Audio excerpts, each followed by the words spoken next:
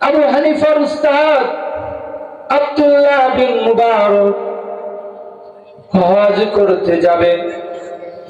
হজ করার পূর্বে চিন্তা করলো, আল্লাহ তাআলা গত বছর যার জন্য 6 লক্ষ মানুষের হজ কবুল করেছে,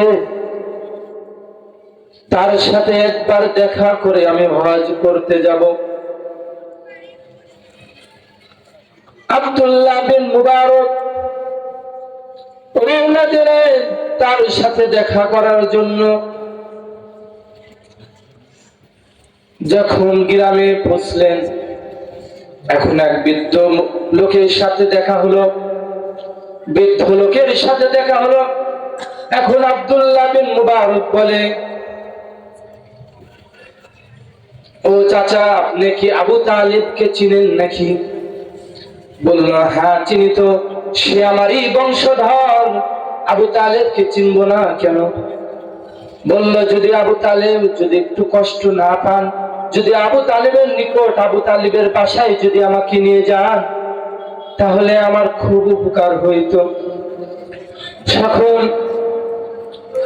ওই বৃদ্ধ লোক আব্দুল্লাহ বিন মুবারককে আবু তালেবের নিকট নিয়ে গেলেন। আবু তালেবের বাসার সামনে যে সালাম দিলেন, আসসালামু আলাইকুম ইয়া আহলাল বাইত। বাসায় কেউ আছে নাকি? আবু তালেব বের হয়ে আসলেন, এসে বলে, হুজুর কাউকে কি খুঁজেন?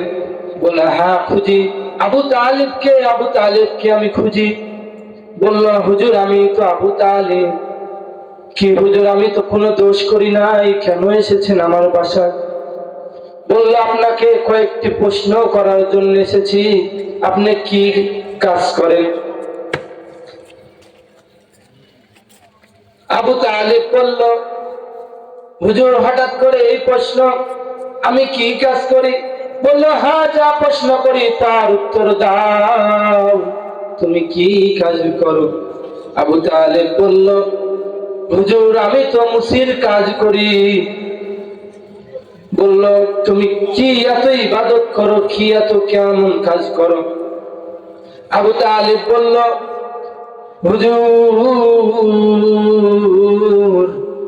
আমি তো কোনো কাজ করি না, খালি এক মুসির কাজই করি, অন্য কোনো কাজ করি না। আবু তালেব বলল,